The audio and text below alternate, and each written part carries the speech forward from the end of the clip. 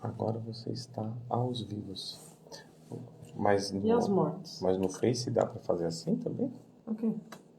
Você não tá entrando no Face? Tô. No Face ele pede pra pôr o título também? Não sei. Ah, adicionar uma descrição. Aonde? Aqui, ó. Ah, aqui. Não, mas é só uma descrição. Live. Caramba, Gi, a gente nem começou, você já entrou? Não, a gente já Ainda começou, bem, né? né? Ainda bem, não. poxa. O que eu faria se eu fosse um ser humano normal? Eu ia fazer isso. Boa noite, Gi. Amei seu post, já postou. É isso aí. Quem é essa pessoa, Marceline Marques? Eu não sei quem é, não. Pergunta. Ah, tá aqui, ó. Convidando. Convidando por educação. Você tem no seu... Você tem seus amigos, são seus amigos do Insta. Estou trabalhando no Insta. Você É me por isso que convidou. você tá aí, né? Eu convidei você? Ai, que burro. Tá, eu vou pra sua live. Aparece aí. Cola aí. Pode deixar. Esse é o novo Cola aí. É, Gi, é isso aí mesmo. Você tem que...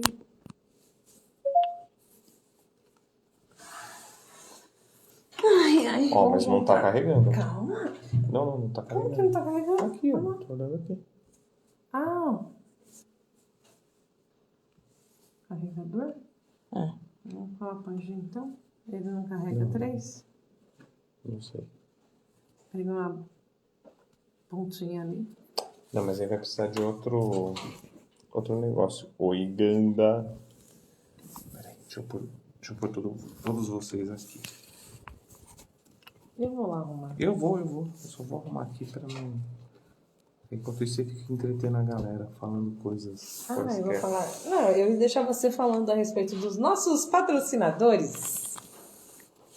E aí, enquanto você falava do... Nossa, não, tá torto. Não é o quadro que tá torto de novo, não. Não, mas aí eu arrumo depois. Dessa vez é o negócio aqui que tá torto. Boa noite, Ganda. Meu amigo, tô bem melhor, viu? Graças a você e o seu trabalho maravilhoso. Boa noite, Gi. Gostei de ver, sim. Vamos trabalhar esse Instagram aí. Nossa nova parceira, Gisele de Carvalho Braga. A Gisele trabalha com produtos importados. Então, que tipo de produto importado? Fone de ouvido, carregador de celular. Ela é a nossa patrocinadora aqui. Ring lights, pra gente poder ficar, fazer uma live clarinha pra vocês. Ó, tudo isso aqui, ó. A Gi trabalha. Então, quando vocês quiserem comprar um produto, deixa eu pegar a cola do Eduardo aqui. Olá. Cavalcante que entrou. Eu não tô identificando quem é. Ganda, a Gi, então. Lely G Imports. Pra não falar errado, né? Lely G Imports. Lá no Instagram. Se vocês quiserem mais informações, entra lá, curte a página dela. Ela vende muitos produtos que vocês vão... Produtos que a gente precisa, né, no dia a dia. Não tem como a gente dispensar esse tipo de produto. Certo? Nossa, Du, você me deixou no escuro. Calma. Mas tá escuro só onde não pega a luz mesmo, né? Do lado de cá. Tem que melhorar essa luz daqui, tá bom? Estamos juntos, Gi. Bom, vamos falar a respeito do oferecimento que é a nossa live hoje. Já estamos com 4 minutos de live, sejam todos bem-vindos, tanto no Facebook quanto no Instagram. Eu estou aqui com o Eduardo, fazendo companhia para ele nessa leitura maravilhosa de História Geral da África. E os nossos patrocinadores, olha, ele fez bonitinho. Quem é patrocinador do Eduardo e quem é patrocinador da Débora, é isso? Não, eu fui separando. Quem é o Cavalcante? Oi, Cavalcante. Então, não tá reconhecendo o vizinho. Você coloca o nome, o sobrenome, né? Ai, como é que é o nome dela? Olha lá, ó. Vizinha da sua mãe. Em frente lá de casa. Da Lá Janete? Macedônia. Não, da Janete não, a antes, do André. Sobrinha do André. Oi. Sabe o que é? A gente é uma É uma geração depois. E aí os nomes ficaram meio... O André já era mais novo da turma. Ele era o mais novo. Era o caçulinha da rua, o André. E André! Aí, Gi, obrigado. Andréia. Putz, como que eu vou esquecer? Desculpa, Deia. Desculpa. Então, posso continuar falando dos patrocinadores? Fique a... Essa live ocorre com patrocínio de Polieducop. Um abraço a vocês da Polieducop. Você viu como você está evoluindo, amor? Eu estou fazendo agora a parte do... né? Deixa eu só colocar aqui. Desculpa, gente, eu vou passar o dedo. Não. Colocar... Polieducop. Peraí, deixa eu colocar o não, perturbe. Pronto. Vai, continua. Pronto, amor. Oi, Herrera. Já. A Fabiola não trabalha mais com a gente lá na mesma empresa. Ela trabalha em outra empresa. Você tá fora daqui, ó. Você tá mexendo. Ela trabalha em uma outra empresa que desmembrou da nossa empresa. Uhum. E aí que a gente só se encontra na live agora. Olha que coisa. Mentira, vai. É verdade. Mentira. Nem almoçar com a gente ela vai mais. A gente comeu esfirra semana passada. Semana passada, essa semana ela sumiu. Fabiola, é assim mesmo. Os amigos ficam eternamente em nossos corações. O contato diário a gente perde, mas a amizade fica.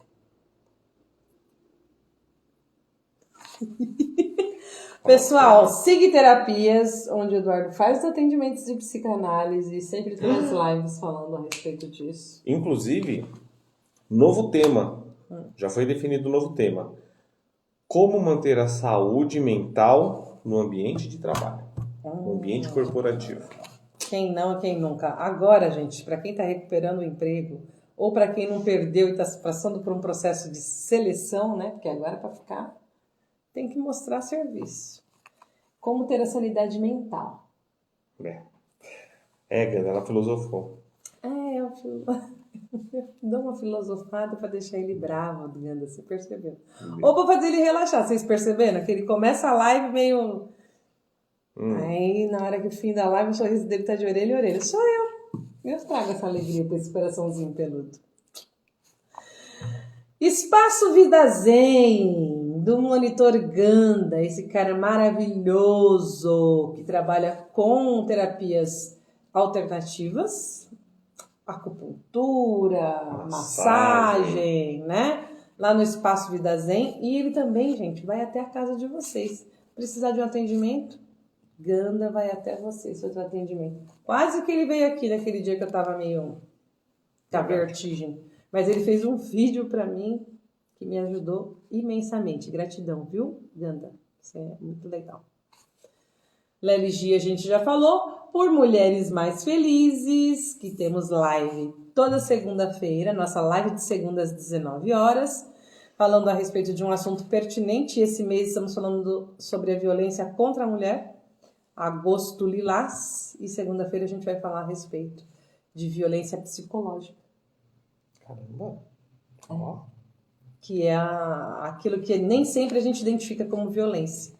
Sábado, segunda às 19 horas, tá? A gente vai fazer pelo Por Mulheres Mais Felizes. Eu e a Carla vamos falar a respeito desse assunto. Carla, cadê você? Já chegou também?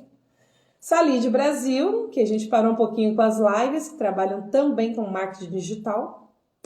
Eles estão com outros projetos aí, mas em breve a gente volta com as lives da Salide também. Certo?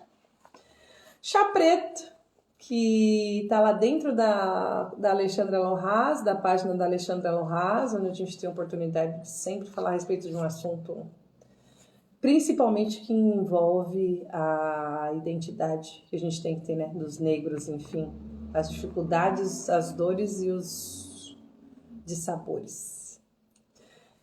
Casa Colmeia, que eu tenho feito lives de terças e quintas. Hoje teve uma live maravilhosa lá de bolo de cenoura. Com chocolate. Sem glúten. Eu ensinei sem glúten hoje. Eu só tô lembrando o que tinha em cima.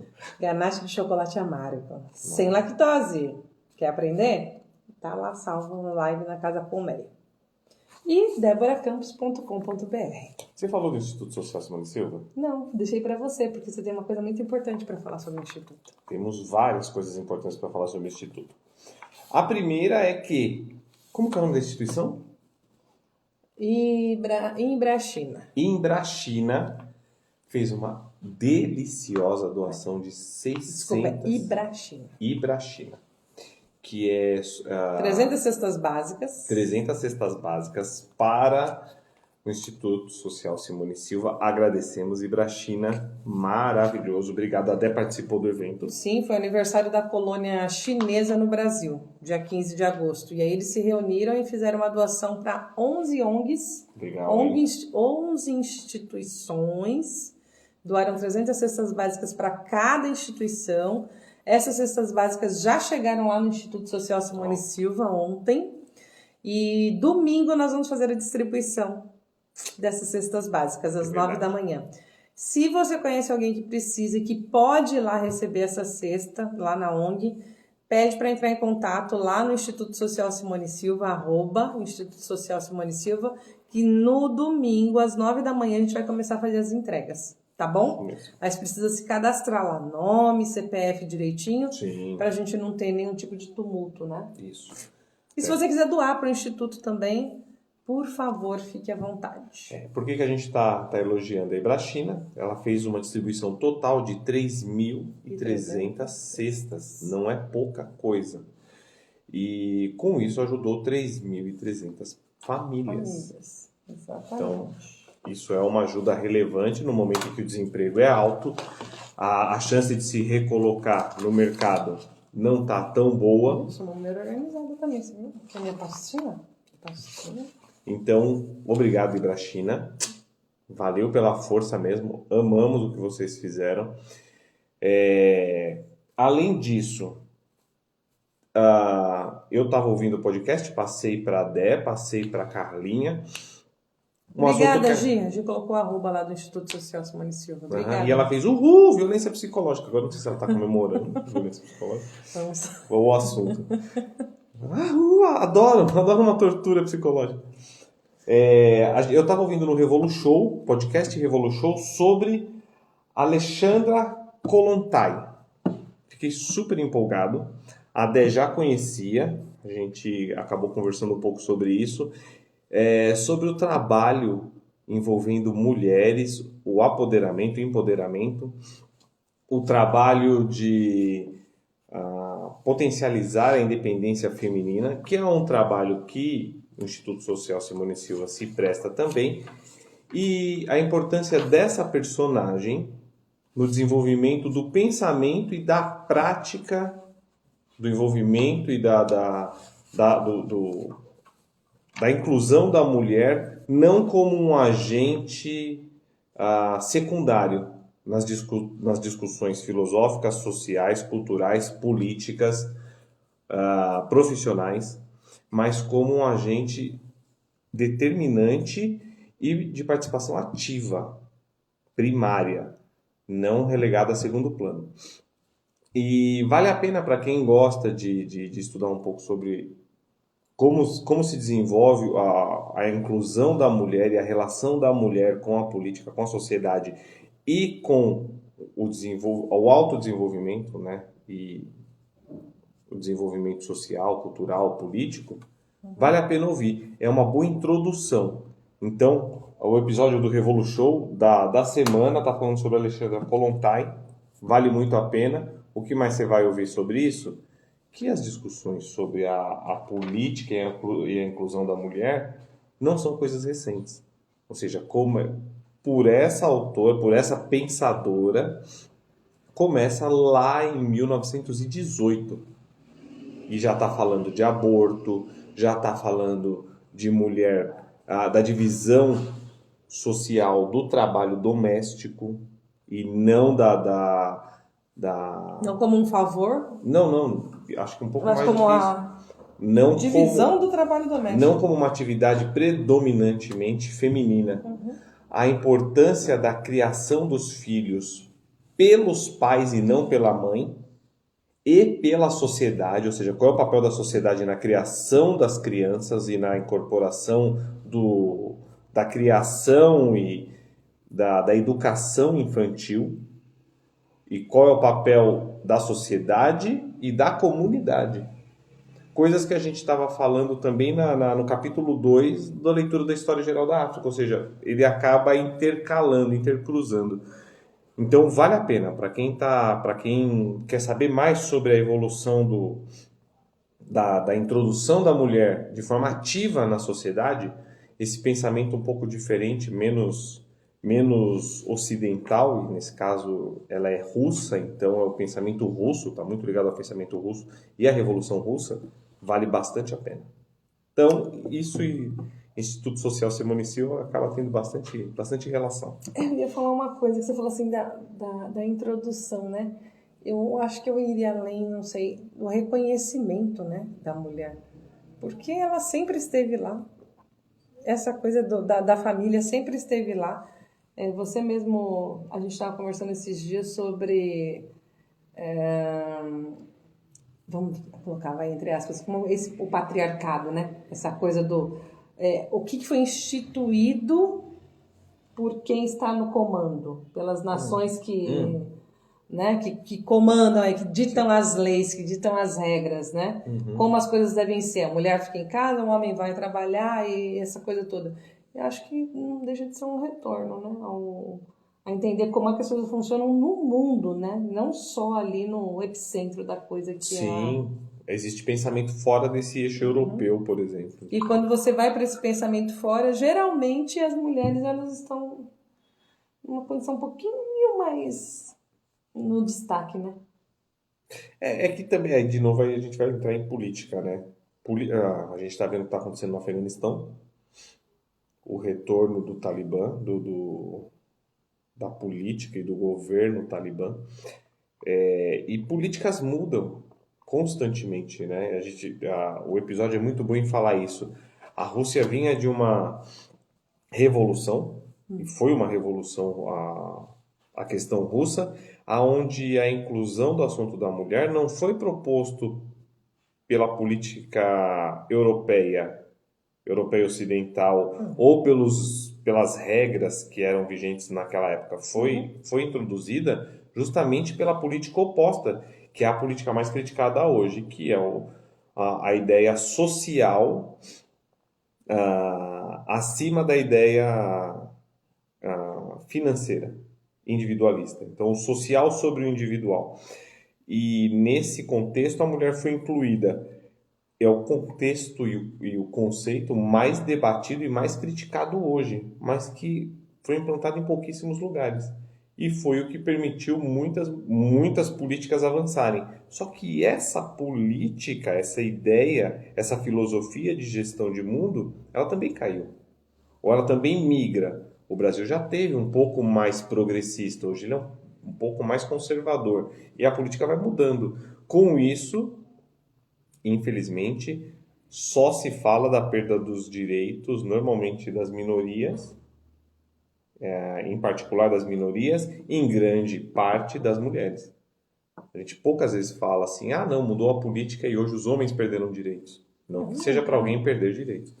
Mas quando a questão fica tensa, e aí a questão da política instituída pelo Talibã, é muito legal estudar isso para saber. Não é sobre a forma de política ou a religiosidade na política ou a base religiosa para fundamentar a política. É sobre perda de direitos. Se a mulher puder, por opção, deixar de estudar e ficar em casa, e isso for uma opção dela e garantida a ela, é uma coisa.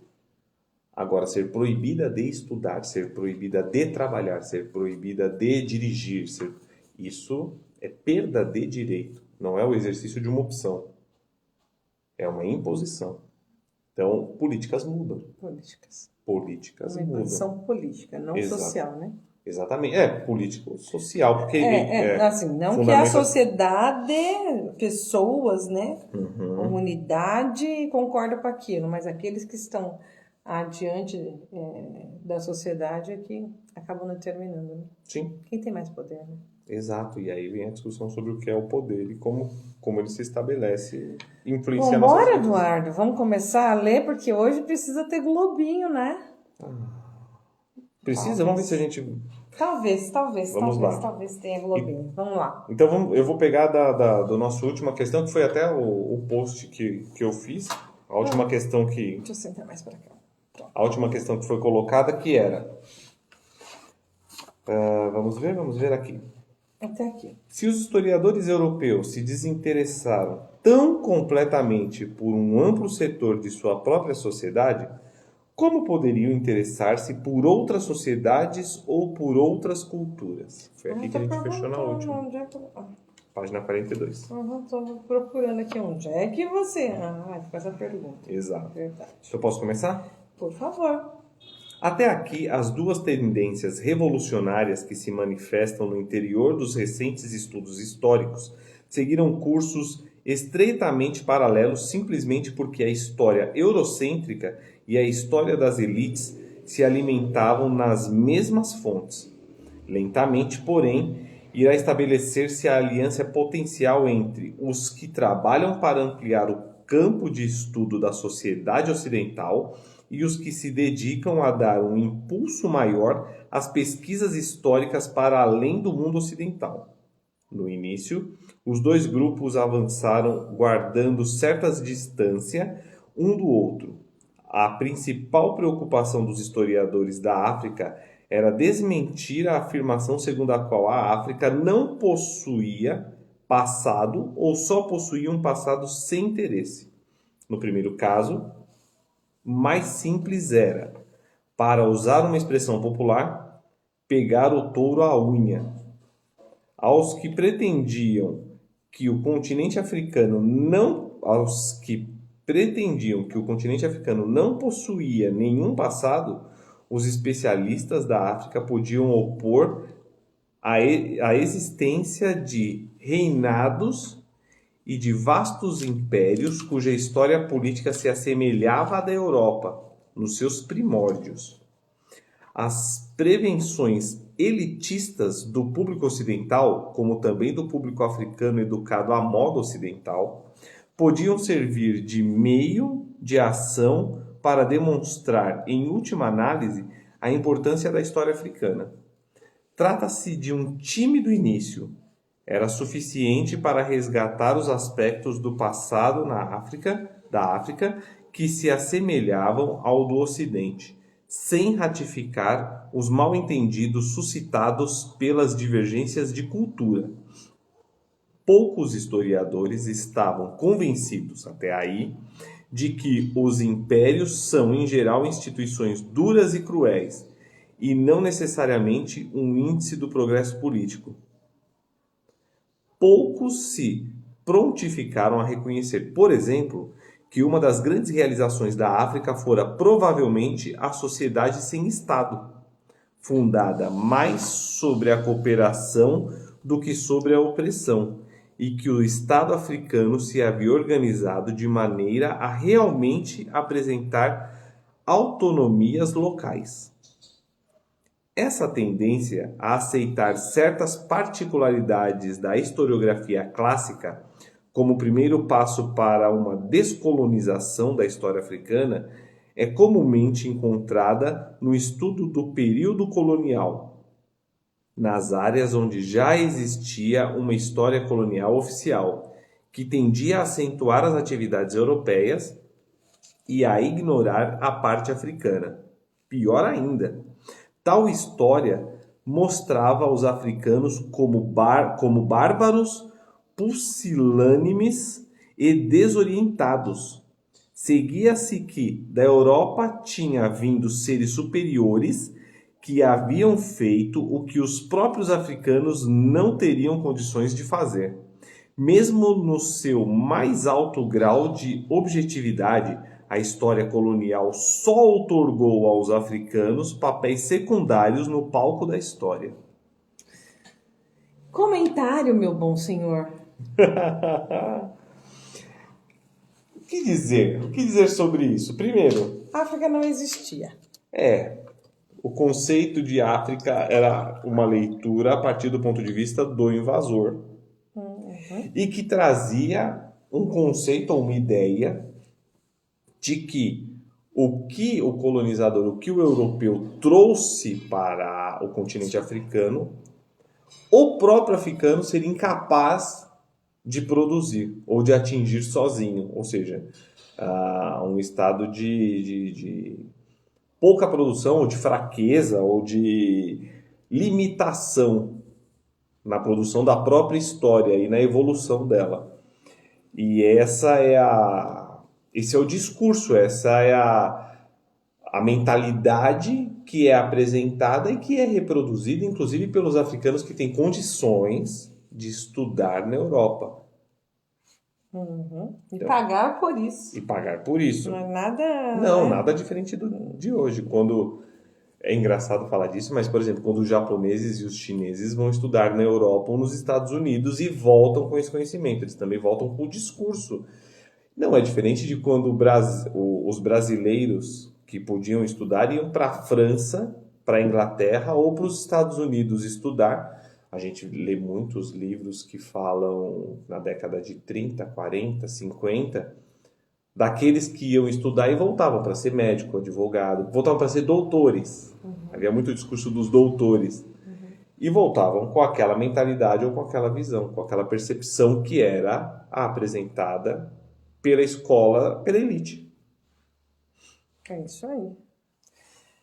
E quando eles falavam aqui, que eu achei interessante uma parte que você colocou, que você leu, né? Que tentando anular até a existência de algo diferente na África que não fosse selvageria. Como é que eles falaram aqui? Os especialistas da África podiam opor a existência de reinados e de vastos impérios cuja política se assemelhava à da Europa nos seus primórdios. Então tinha esse tipo de coisa. O resgate foi feito aos poucos e só o comecinho do resgate já começou a mostrar que muito do passado da África se assemelhava ao do Ocidente. Então eles não queriam nem olhar para isso, né? Não queriam, imagina uma concorrência. E mais tarde, conforme os estudos foram acontecendo, a origem de tudo, né? O centro de onde tudo começou. Eles não eram mais o umbigo do mundo. Agora sem modificar em nada os papéis, o primeiro esforço para corrigir essa interpretação limitava-se a modificar os julgamentos de valor. De heróis a serviço da civilização em marcha, os desbravadores, governadores das colônias, oficiais do exército, tornaram-se cruéis exploradores. Que novidade. O africano aparece como vítima inocente a quem se atribuem apenas atitudes passivas. É sempre a dúvida. Desculpe, não. É sempre a um punhado de europeus que a África e sua história deve o que são. Sem dúvida, os europeus desempenharam às vezes os principais papéis durante o período colonial, mas todas as revisões fundadas em novas pesquisas em nível local permitem minimizar a influência europeia, tal como foi vista na história colonial publicada antes de 1960. Um segundo passo em direção à descolonização da história do período colonial se dá paralelamente à vaga de movimentos nacionalistas pela independência. Eis que os africanos desempenham um papel na história. É necessário trazê-lo à luz do dia. Os especialistas em ciência política que escreveram no período dos movimentos de independência derrubaram as barreiras. Pouco depois, sobretudo durante os anos 60, os estudiosos começaram a retroceder o tempo, buscando as raízes da resistência e dos movimentos de protesto no início da época colonial. E mais longe ainda, nas primeiras tentativas de resistência ao jugo europeu. Estes trabalhos sobre os movimentos de resistência e de protesto constituem uma importante contribuição para corrigir os desvios da história colonial, mas ainda estamos longe de considerar a história da África com objetividade. No último estágio, a descolonização da história africana na época colonial deverá derivar de uma fusão de revolta contra o eurocentrismo e do movimento anti-elitista. A Revolução behaviorista já começou a influenciar a historiografia africana. Trata-se de uma influência ainda recente e limitada, restando muito a ser publicado. Certos historiadores, porém, começaram a buscar um método comum, interdisciplinar, que lhes permitia iniciar o estudo da história da agricultura ou da urbanização a fim de se utilizarem das outras ciências sociais. Outros começam a se interessar por pequenas áreas isoladas, na esperança de que tais estudos de microcosmos revelem a trama da evolução de estruturas econômicas e sociais mais importantes e mais complexas.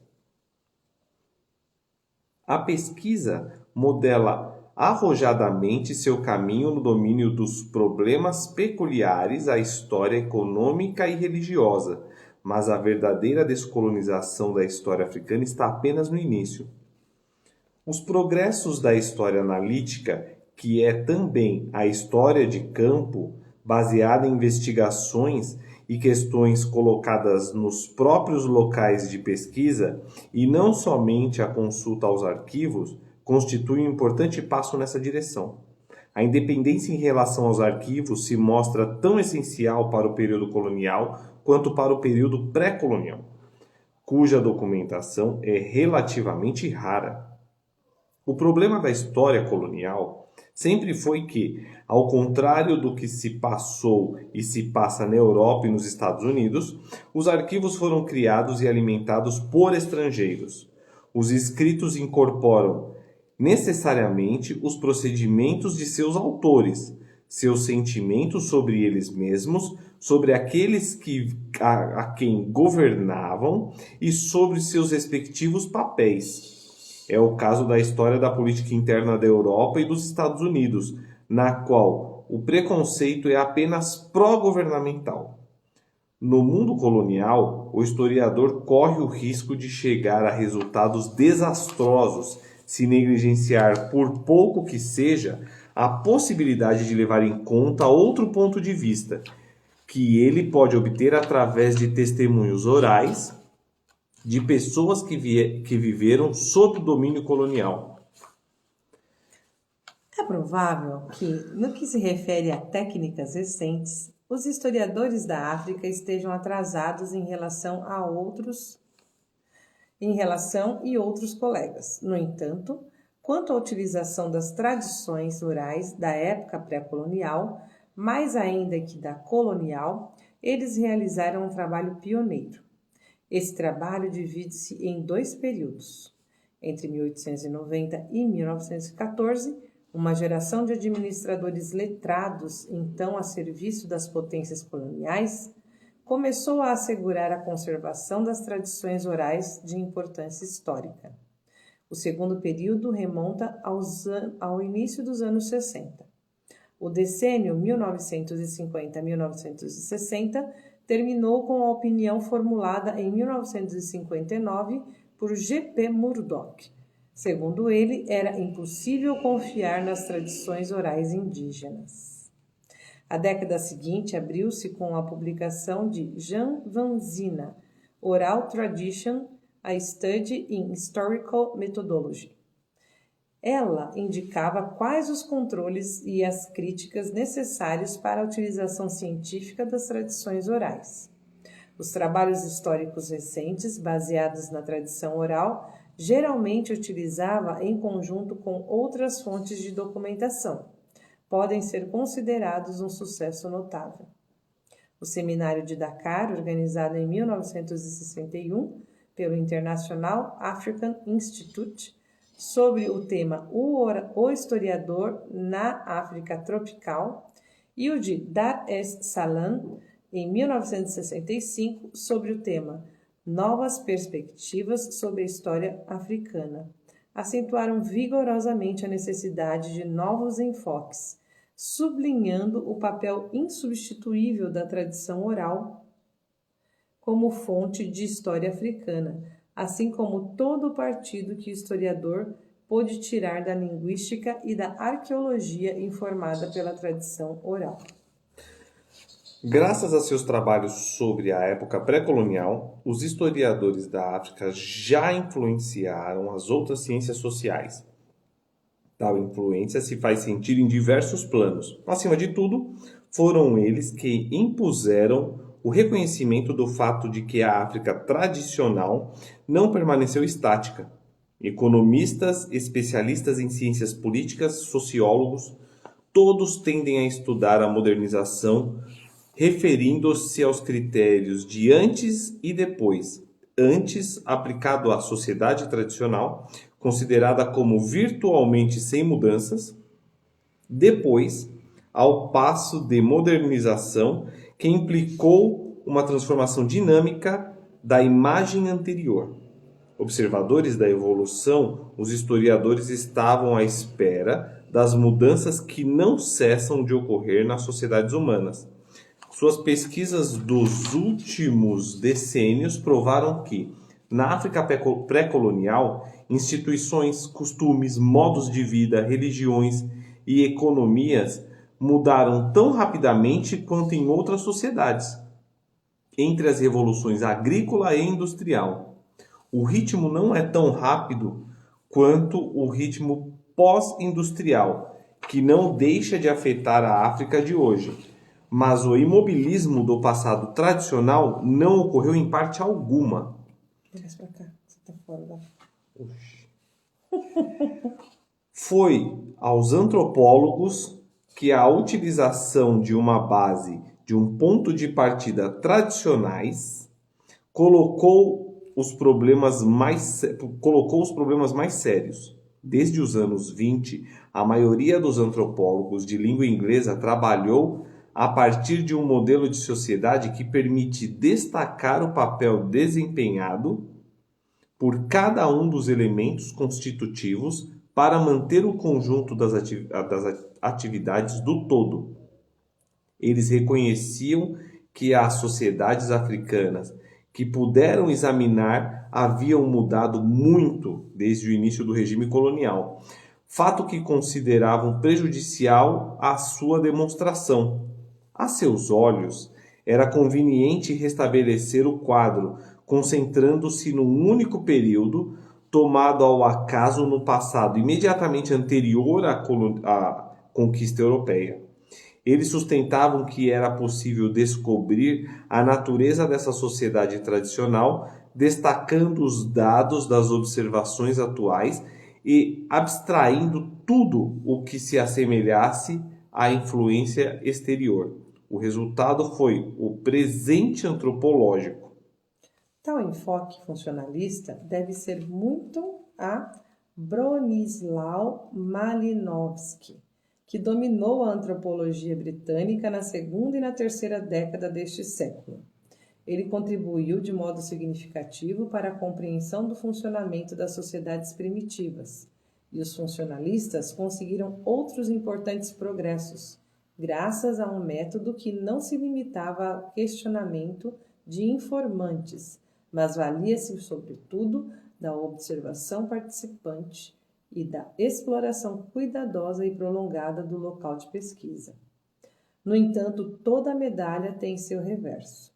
Os antropólogos partiram em busca de sociedades primitivas, de ilhotas culturais, subvertendo as ideias ocidentais sobre civilização africana.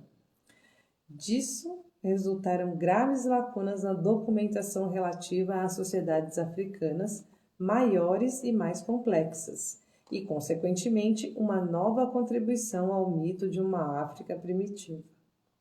Seu esforço para abstrair o presente antropológico do presente real contribuiu para reforçar a convicção de que na África a mudança vinha obrigatoriamente do exterior, desde que suas hipóteses pareciam negar qualquer evolução às sociedades africanas até a chegada dos europeus. Seu esforço para imobilizar a sociedade testemunha, a fim de descrever seu funcionamento básico, os levou geralmente a esquecer que essa sociedade, que para fins de análise estavam tratando como estática, não era Não o era na realidade. Acima de tudo, tal esforço iria impedi-los de se interrogarem sobre as razões e os meios dessa evolução, o que acabaria por revelar um ou outro aspecto da sociedade examinada. Sem dúvida, o funcionalismo teria, apesar de tudo, seguido seu curso sem o impacto da disciplina histórica. Ele sofreu a influência dos estudos sobre a aculturação dos anos 40 e 50, enquanto Claude Lévi-Strauss e seus discípulos tomavam uma outra direção nos decênios do pós-guerra. No que se refere à antropologia política e a certos aspectos da antropologia social, porém, os trabalhos dos historiadores do período pré-colonial aclamaram a dinâmica da evolução e contribuíram para dar um novo impulso à antropologia. O estudo das religiões e das organizações religiosas africanas modificou-se sob a influência das recentes pesquisas históricas.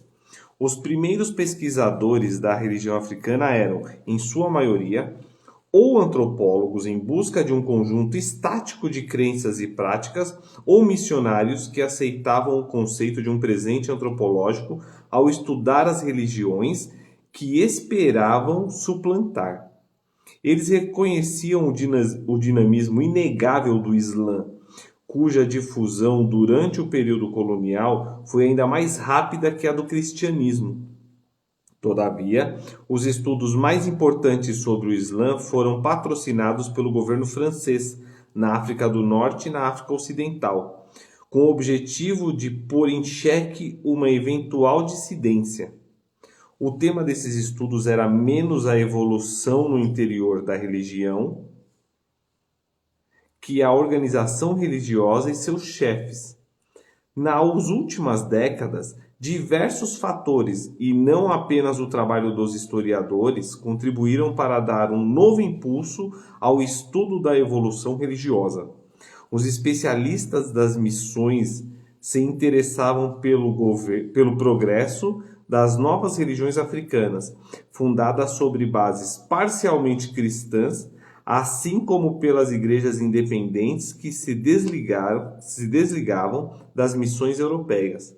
Os antropólogos, apaixonados pela aculturação, voltaram-se para trabalhos similares e, curiosos acima de tudo sobre o papel da religião nas rebeliões coloniais e nos movimentos de protesto, os historiadores traziam também uma contribuição positiva. Com referência ao período pré-colonial, eles foram levados a reconhecer igualmente a importância evidente e capital da reforma religiosa no conjunto do mundo islâmico.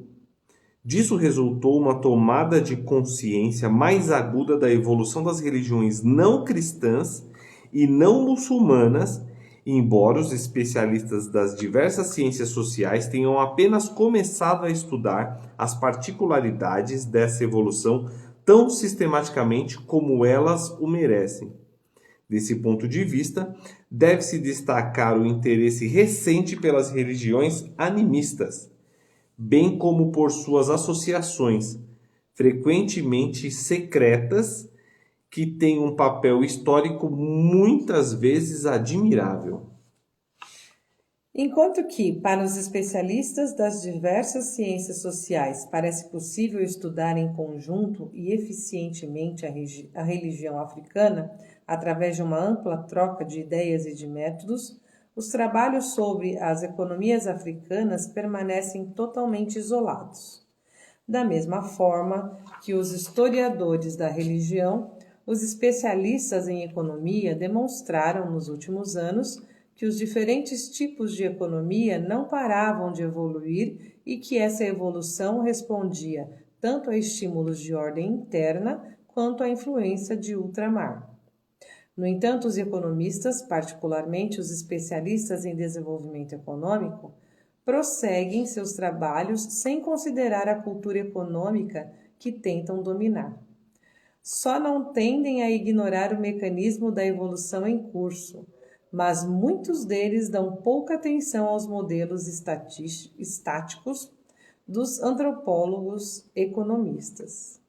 Assim, por exemplo, para justificar a teoria do desenvolvimento econômico, convinha assegurar ser a África, em grande medida, formada por economistas de subsistência, nas quais cada unidade familiar produz a quase totalidade dos bens e serviços de que necessita. Esse ponto de vista foi defendido principalmente por Lamint, em meados da década de 60, ao mesmo tempo que a teoria do desenvolvimento econômico, Vent for Surplus, baseada na libertação dos recursos e dos meios de produção insuficientemente empregados. Na realidade, nenhuma comunidade da África pré-colonial supria inteiramente suas próprias necessidades sem se dedicar a algum comércio. E eram numerosas as sociedades africanas que possuíam complexas redes de produção e exportação dirigidas às necessidades de seus vizinhos. Na orla do Saara, numerosas tribos pastoris obtinham a metade, se não mais, do seu consumo anual de calorias, trocando os produtos de sua criação por cereais. Outras produziam e vendiam regularmente os excedentes agrícolas, o que lhes permitia adquirir certos gêneros exóticos: sal, gado, manteiga de galã, noz de cola, tâmaras. O erro se dissimula sob o quadro de uma economia africana estática. É, se bem entendido, o mito eterno da África primitiva. Erro reforçado pela tendência dos antropólogos em escolher as comunidades mais simples e sua antiga propensão a abstrair o tempo em suas concepções. Os economistas e antropólogos que estudaram a economia africana em loco ressaltaram evidentemente a importância do comércio na África pré-colonial. Alguns notaram que as economias africanas evoluíram rapidamente antes da chegada maciça dos europeus. Todavia, distanciando-se da linha de pensamento ortodoxo, um grupo sublinhou mais as diferenças que as semelhanças entre as culturas econômicas. Os membros desse grupo, às vezes denominados substantivistas, em razão de sua insistência em estudar a natureza substantiva da produção e do consumo e também de seu esforço para relacionar a forma como o homem satisfaz suas necessidades materiais ao quadro mais amplo de uma sociedade particular e não a uma teoria oficial, tentaram provar que a teoria econômica não é aplicável ao domínio de suas pesquisas. Como resultado, estabeleceu-se um verdadeiro abismo entre os economistas do desenvolvimento que, trabalhando sob a inspiração de teorias macroeconômicas, prestam pouca atenção às realidades econômicas do momento, e os substantivistas que desprezam as teorias contrárias. Até agora, os especialistas em história da economia não preencheram o abismo, assim como não exerceram sobre as ideias relativas à África uma influência comparável à que os historiadores tiveram sobre a antropologia ou sobre o estudo das religiões. A história africana caminhou a largos passos, especialmente nos últimos anos, para lançar métodos novos e cobrir zonas não suficientemente exploradas. Mas ela não tirou proveito suficiente dos novos caminhos abertos em outros lugares. Ela não respondeu tão rapidamente quanto outras disciplinas ao desafio da revolução behaviorista, nem aproveitou as possibilidades admiráveis da história quantitativa, tanto em matéria política quanto no domínio da econometria. No curso das explorações sobre o passado da África, realizadas com um impulso cada vez maior, A irradiação da nova história africana foi obra de um grupo de historiadores profissionais que fizeram dessa história o objeto principal de seu ensino e de seus escritos. Se no mundo ocidental o conhecimento da história da África foi tão menosprezado, mesmo em relação à historiografia da Ásia ou da América Latina, é porque era obra de historiadores amadores, pessoas que tinham outras atividades profissionais, mas não uma posição estabelecida no mundo universitário e que, portanto, não tinham possibilidade de influenciar os meios historiográficos em nenhum país ocidental. Alguns trabalhos de pesquisa sobre a África eram realizados nos institutos da Escandinávia ou da Europa Central e Oriental, desde antes da Segunda Guerra Mundial. Mas eles permaneciam marginais no programa geral do ensino superior e, desse modo, não contribuíam para a formação de historiadores. As únicas exceções são representadas pela egiptologia e por certos aspectos do passado da África do Norte na época romana. Para o restante, antes de 1950, contam-se poucos profissionais entre os historiadores da África. Há administradores coloniais e missionários. Há também clérigos e religiosos africanos, que empregam uma das línguas internacionais.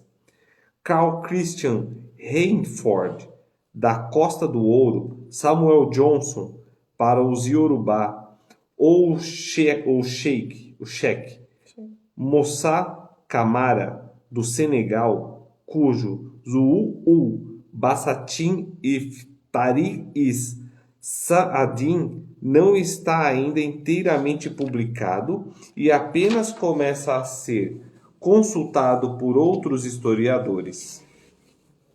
Certos antropólogos voltaram-se também para temas históricos, mas a África antes de 1950. Nenhuma universidade propunha ainda um programa satisfatório de especialização em história africana, em nível de graduação.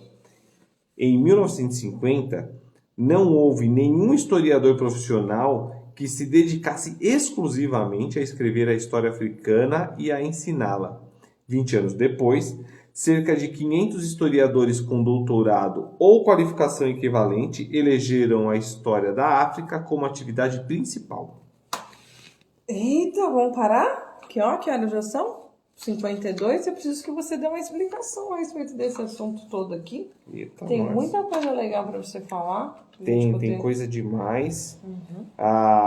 Primeiro sobre essa dificuldade em alocar pensamento, né? Alocar importância ao pensamento africano. As relações que são feitas com a América Latina ou com a historiografia da Ásia.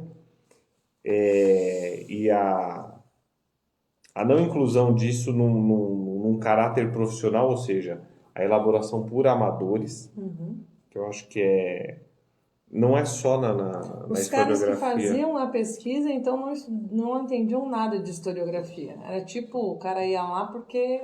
Não é que não entendiam. Eles não se dedicavam exclusivamente a isso. Ou seja, eles não focavam e não pesquisavam tão a fundo. Você tem curso superior? Tem. Então vai lá e faz. Não importa do que.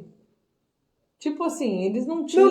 Não. Haviam até historiadores, mas que estavam fazendo mais trabalhos. Não estavam focados só nisso. Só o que a gente está falando aqui é sobre as fontes orais e a evolução realmente da África, se existia uma evolução lá, ou se isso tudo era só trazido de fora para dentro. Tem um pouco disso e tem um pouco dessa questão sobre que viés e que profundidade eu vou analisar esse conteúdo. E vou observar isso, porque aí a profundidade que vai demonstrar ou vai evidenciar as nuances. Por exemplo, um material encontrado sobre uma tribo específica, mas que fala de um contexto, de um período onde houve, sei lá, guerra, onde houve maior intercâmbio com uma outra comunidade. às vezes pode passar desapercebido e pode ser considerado como um todo, Talvez como uma até- realidade maior, porque não há dedicação e aprofundamento sobre as outras características econômicas, sociais, culturais, outros achados que fortaleçam essa percepção. E o que eu achei interessante também que foi colocado aí é que os caras eles iam pesquisar, mas eles iam atrás daquelas tribos que realmente eu fiquei imaginando, tipo você falar assim, o que é São Paulo baseado no interior do interior do interior de São Paulo, Baseado em Jaú. né? Você ir lá numa cidade que realmente ainda é privada de tecnologia ou de tantas outras coisas para contar a história inteira de um estado. Não vamos nem falar, né? não vamos nem falar, não, acho que nem precisamos ir tão longe. É complicado falar o que é o Brasil baseado só, vamos supor, na Bahia. Ou só em Sergipe. Ou só, imagina falar do Brasil, uma pessoa que está em Curitiba, ou que está no Rio Grande do Sul, e uma pessoa que está em Mato Grosso. Não há paralelos, né? E nem idiomático, né? Porque até Exato. o próprio idioma muda de estado para estado. Você imagina num continente inteiro você contar a história de um povo. Sim. Né? E geralmente a parte melhor, o filé, não era explorado. Eles não iam atrás. Né? E a gente tem essa dificuldade até em bairros, né? E em bairros a gente já percebe isso. Imagine falando de um país ou de um continente. E das relações que se dão entre essas comunidades, né? Eu achei legal também essa parte na página 48 que fala sobre o comércio, né? Existia sim um comércio ativo antes mesmo de qualquer tipo de exploração e materiais trazidos de outros continentes, né? Que fala lá na orla do Saara, que existiam tribos que eles faziam essas trocas com outras, né? Para obter produtos que fosse da necessidade, por exemplo, de consumo de cereais em troca de gado e assim por diante. Então existia já esse tipo de comércio e Ninguém se aprofundava ou não evidenciavam, né? esse tipo de história. É verdade. Acho que é isso, né, amor? Já fechamos? Fechamos, vamos fechar. Peraí, 1, 2, 3, 4, 5, 6, A gente fez quase 10 páginas. 9. Tem mais 9. Então, na próxima a gente mata. Dá pra matar? Eu acho Aí que a sim. gente foca A gente foca e fala menos e lê mais, né? Ou aí vocês que mandam. Então dá 42, fomos até a 50. Estamos no primeiro parágrafo da 50. Tá marcadinho aqui. Certo? É isso. Recados? Tem algum recado? Um recado, assistam. O quê? Qual que é a próxima live? Nossa live quinta-feira que vem. Você ia falar a respeito da leitura, da psicanálise, que você quer fazer também. Acho que a gente começa terça-feira, não vai? Não é isso que a gente estava decidindo? Vamos ver, como que a gente Se dá vai pra... decidir. Bom, semana que vem começa. Semana que vem começa, porque... A pessoa, quando ela é, né? Assim, né? Vai começar semana que vem. Qual dia? Vamos conseguir? Ele quer começar semana que vem. E esse pé firme é maravilhoso. Não, semana que vem a gente começa porque o assunto tá girando demais. Tá girando. Segunda-feira vamos ter a live às 19 horas falando sobre violência doméstica. Não, violência doméstica já falamos. Violência psicológica. Tá bom? Esperamos você no Instagram do Por Mulheres Mais Felizes. Todos vocês. É verdade. O que mais? Eu vou dar uma recomendação. Eu tô fazendo a leitura com o Clóvis no Twitch. Rádio Clóvis. Ele tá lendo 1984. E é um livro atual demais. Ele é atual demais sobre muita coisa. E é com Clóvis, então eu sou suspeito para falar Barros Filho. dos Fala Clóvis, tipo Clóvis. Dos filósofos ou dos midiáticos da nossa época. Professor Clóvis. É aquele que eu mais me identifico. Aquele com o qual eu interajo com maior facilidade. Já tive minha fase de carnal. Já foi. Mas o de Clóvis, ele esteve, permaneceu e ainda está. E eu me identifico não só com a linha de pensamento, como com as atividades dele. Você lembra ele até um pouco. É careca, eu lembro. Não é só isso não. O jeito tudo de falar, essa coisa de filosofar. Não sei se é por filosofar. Eu gosto, por exemplo, ele fazer uma atividade de leitura gratuita, aberta. Lógico, ele tem financiadores, ele tem patrocinadores, mas independente disso, de se propor a fazer isso, não como um curso, mas como uma leitura que seja gratuita para quem queira ler. Esse tipo de iniciativa me inspira muito. Então, a gente começou isso antes dele começar. E a gente já tinha essa ideia de vamos fazer uma leitura gratuita. E quem vamos puder, lá, não é por dinheiro. E esse negócio Esse não é também por dinheiro, eu gosto disso nele. A leitura, né? Muitas pessoas não conseguem ter um livro ou ter tempo para pegar aquele livro, sentar e ler. E quando você tem o áudio, você mesmo tem acompanhado no trabalho, né? No caminho para o trabalho, nos seus horários de folga, você põe lá e ouve. E ele faz uma coisa que eu acho que é o que eu quero fazer na psicanálise. Ele é generoso. Ele pega o estudo dele. Eu não pude estudar filosofia, eu não pude estudar o que ele estudou, mas ele pega o estudo dele e ele entrega. Ele fala, isso aqui que ele está colocando, o autor está colocando, remete a isso. E ele traz, ele entrega, tipo, toma, sabe? Conhecimento, eu tô te entregando o que eu tenho, é o que eu tenho. Em inteligência emocional, a gente chama isso de deixar um legado. O professor Clóvis, ele vai deixar um legado muito lindo, como tantos outros e como você também, viu, meu bem? Vamos finalizar de beijo. É verdade, a partir de hoje a Gi é nossa parceira. Nossa parceira. Na verdade, ela sempre foi, mas a gente estava entre gente. comer os salgadinhos que ela faz maravilhosos, as coxinhas deliciosas. Essa também da Gi. Ou pegar os instrumentos de trabalho. Exatamente. Que ela é nossa fornecedora. Ring lights. O ring light que está iluminando esta live é um fornecimento dela, da Gi. E dentre os outros, tem mais um aqui do outro lado. O apoio para celular é ela que nos fornece. Ela sabe quais são os melhores para nós, né? Os tipos que nós utilizamos.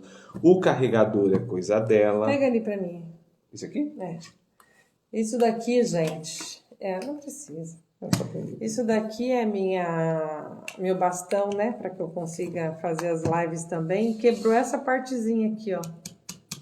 Só para falar que às vezes isso aqui quebra, né? E aí quebrou. Quem forneceu um novo? A Gi. Então, gente, entra lá. Vai lá prestigiar a nossa Gigi. É isso aí. LLG C Imports. Beijos e até quinta-feira que vem. É quinta-feira? Na semana que vem? É quinta, né? Nós estamos na semana... Eu não sei mais que dia que é. Quinta que vem. Então, quinta que vem. Beijo. Até mais. Serra.